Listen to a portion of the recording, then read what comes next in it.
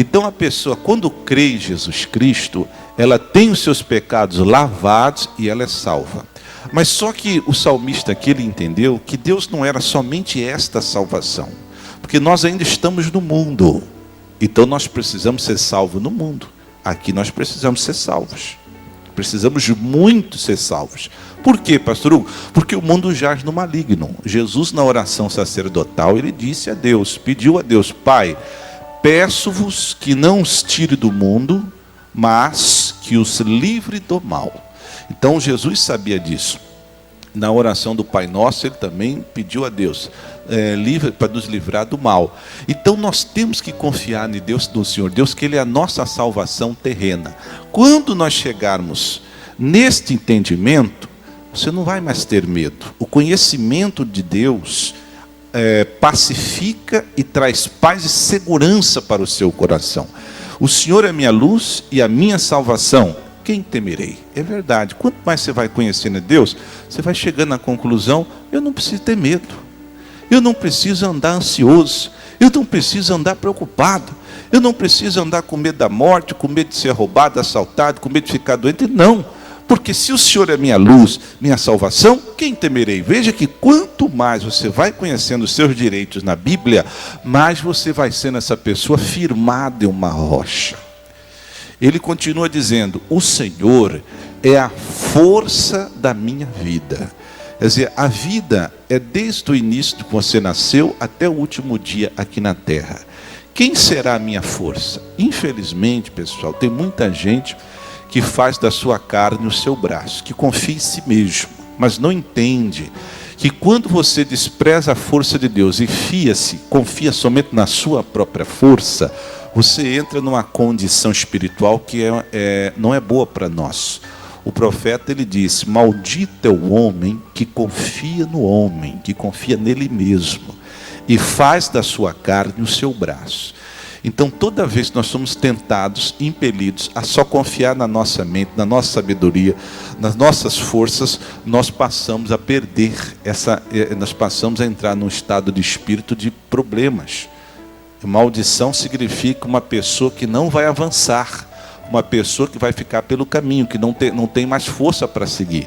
A força que nos conduzirá até o fim, se nós olharmos para a Bíblia, o povo saiu do Egito, atravessou aquele deserto, chegou à terra prometida, com base em que força? Do seu braço? Nunca eles teriam chegado. Eles chegaram com a força de Deus. Veja que quanto mais você vai conhecendo o Senhor, você vai entendendo que é tudo por Ele, e nada por nós. Nós somos usados, somos instrumentos. Então eu tenho que me apresentar diante de Deus como aquele que diz: Senhor, eis-me aqui, usa minha mente. Então, tudo de Deus passa por você. Você é como se fosse um condutor do poder de Deus. Por isso que Jesus falou: imporão aqueles que creem em mim, imporão a mão sobre os enfermos e os curarão. Por quê?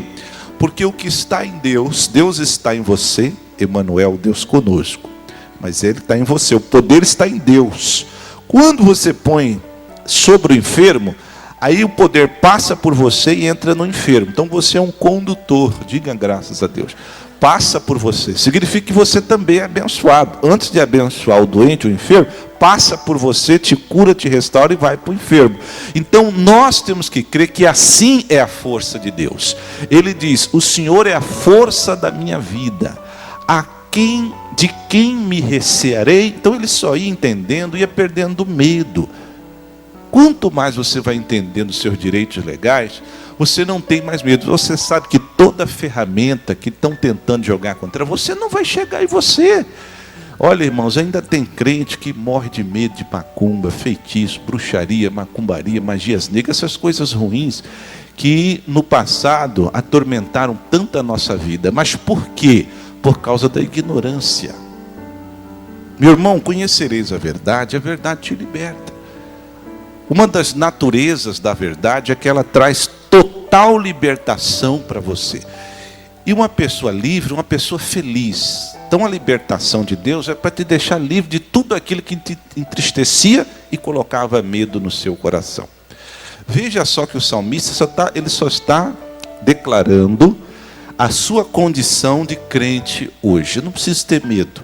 Se alguém dissesse para ele assim: ô salmista, e se levantar contra você o inimigo? Olha o que ele vai dizer, o versículo seguinte: quando os malvados, meus adversários e meus inimigos, investiram contra mim para comerem as minhas carnes, o que aconteceu com eles, pessoal?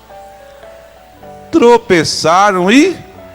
Perceba que ele está nos mostrando que quando você conhece o seu direito legal e você está firmado nele, é como se o poder de Deus já estivesse em todo lugar onde o malvado estiver intentando alguma coisa contra você. O salmista disse, o profeta disse: esta é a herança dos servos do Senhor. O que é herança? Herança é um direito legal. Do que? Direito disso. Toda ferramenta que se levantar contra ti, ela não prospera. Não chega. Você vê que o salmista está falando aqui, ó. Quando eles, malvados, meus adversários, investiam contra mim, no meio do caminho, olha se não é ação divina, eles tropeçavam, caíam, tropeçavam e caíam, e se prostravam. Alguma coisa acontecia com eles, que no meio do caminho eles tropeçavam, caíam e morriam, ficavam por lá mesmo. Então se cumpriu, nenhuma ferramenta prosperará contra você. Veja que até os malvados se levantaram e pensaram, se reuniram e disseram: vamos lá pegar o Davi, o rei Davi, vamos acabar com ele, vamos comer as carnes dele, ele vai ver. Se reuniram num grande exército e foram. E o Davi está lá tranquilamente. De quem temerei? De quem recearei? Eu estou feliz. Daqui a pouco chega só o mensageiro: rei, o senhor não sabe o que aconteceu. Diga, meu filho. Um grande exército estava vindo, de repente aconteceu um negócio no meio deles. Eles caíram, começaram a morrer todo mundo e ficaram por lá mesmo. Esta é a herança dos que confiam no Senhor, dos que nele crê. Diga graças a Deus. Meu irmão, quando você crê nisso, essa bênção vem sobre a sua vida. E nós temos aprendido, tudo que vem para o justo, vem também para quem, igreja?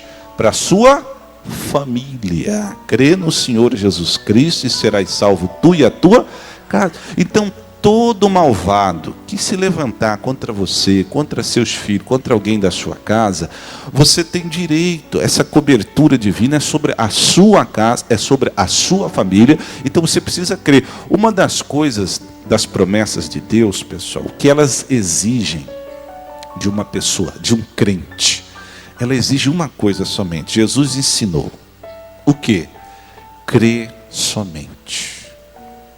É a única coisa que você precisa fazer, crer. Só isso.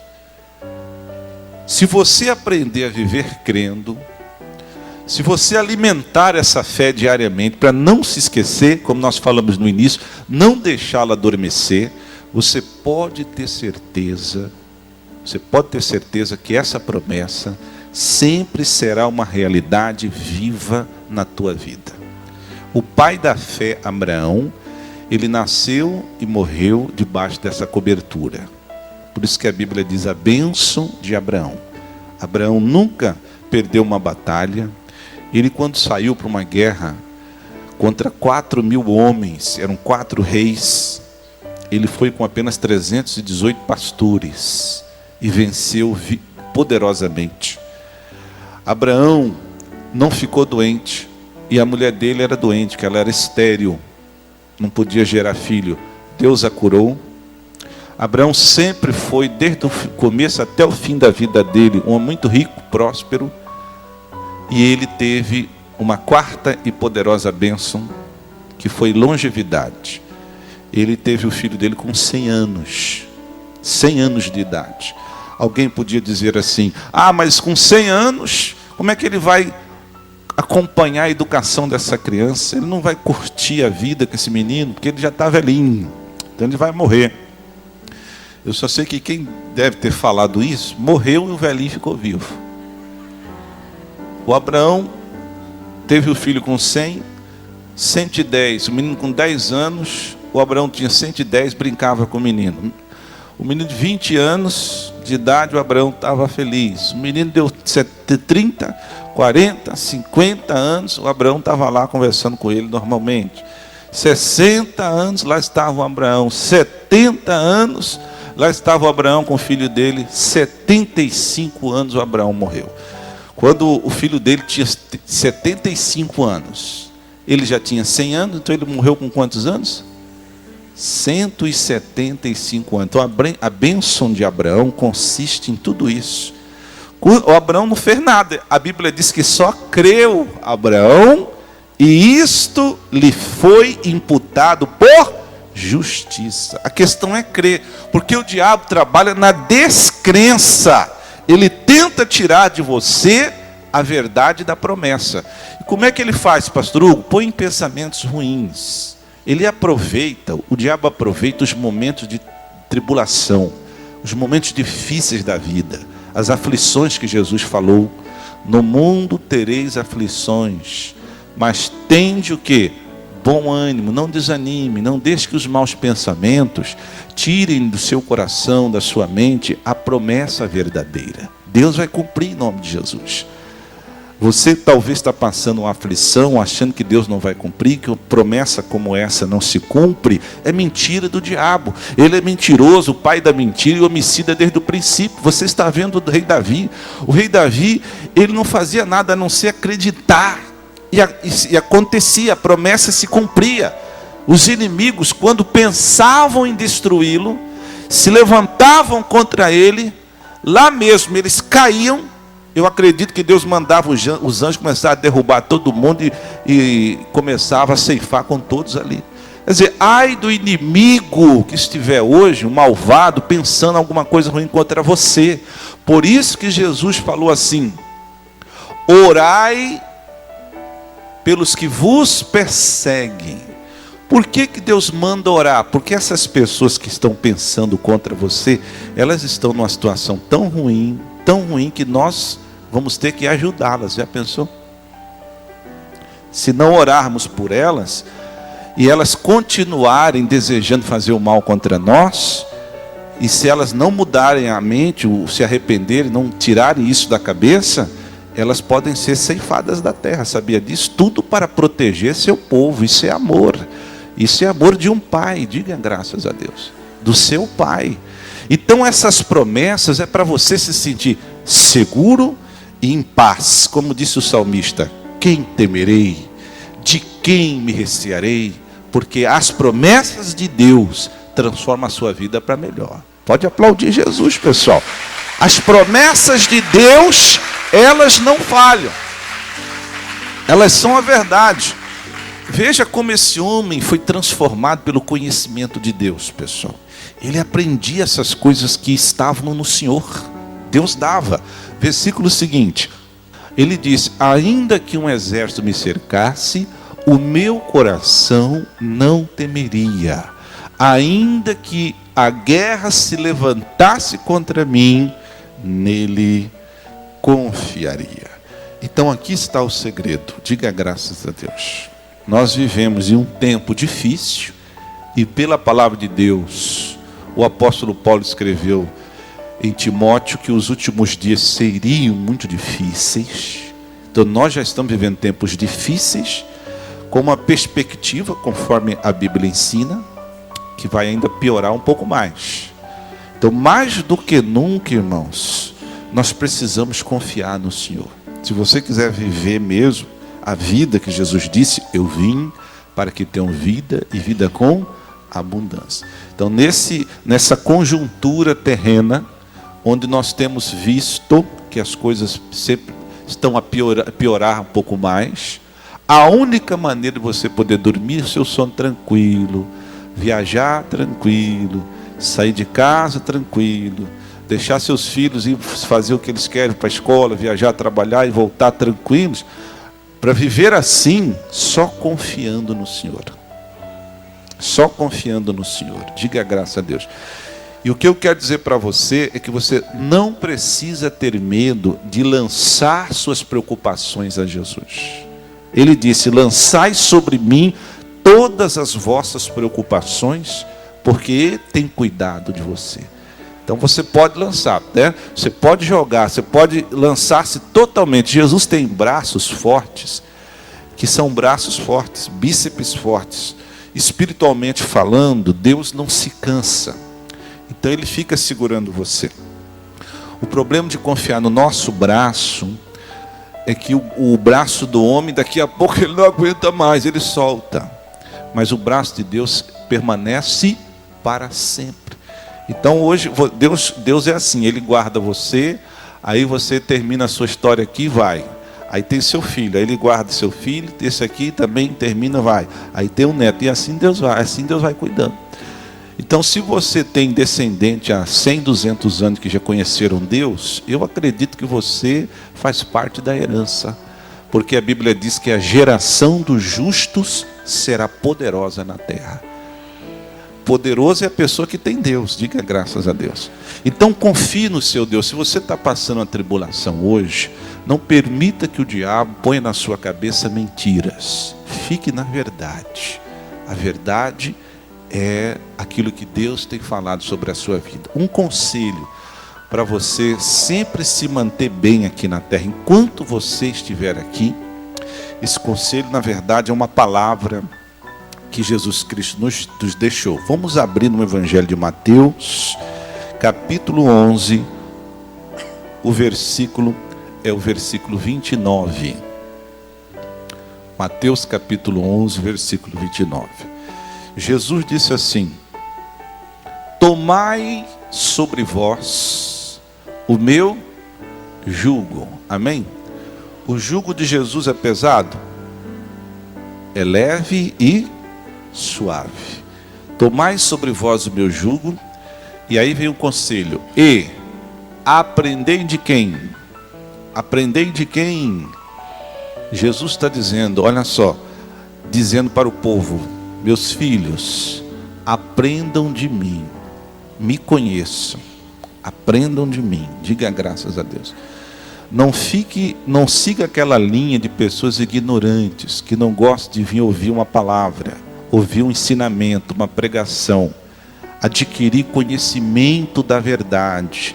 Infelizmente, essa vida moderna tem tomado muito de nós, que era para ser dedicado a Deus, era para ser dado ao Senhor. Por exemplo, tempo nosso. Às vezes nós gastamos muito mais tempo com futilidades, com coisas vãs, do que com coisas que enriquecem. Por exemplo, o conhecimento desse homem maravilhoso, desse pastor provedor eterno, bom pastor, que é nosso Senhor Jesus Cristo. Então a modernidade, a tecnologia, os últimos tempos, o mundo tem sido construído de uma forma a levar as pessoas a se distrair nas suas coisas. Então o ser humano hoje está muito distraído, porque tem muita distração. Amém? Tem muita distração. Hoje em dia você perde tempo no celular, na televisão, muitos cuidados da vida, muitas outras coisas da vida. Existe muito tipo de atividades. Antigamente você tinha poucas profissões básicas. Hoje tem tanta coisa que o cara pode fazer, então ele fica 1000 por hora, acaba esgotado, cansado, e na hora de parar para aprender de Jesus, está cansado, está esgotado, está sem força, está sem tempo. E meu irmão, a única forma de manter a sua vida num padrão de qualidade espiritual é continuamente ouvindo e aprendendo do Senhor. O Evangelho é a única mensagem que você precisa ouvi-la sempre, diferente de uma outra doutrina. Você aprendeu, está aprendido, você nunca mais esquece. Mas o Evangelho não. O Evangelho, ele tem inimigos que tentam ceifá-lo, tirá-lo do seu coração. O diabo sabe que ele precisa fazer você se esquecer do Evangelho, porque aí ele vai conseguir envolver você numa nuvem de confusão e problema que ele vai poder te atrapalhar.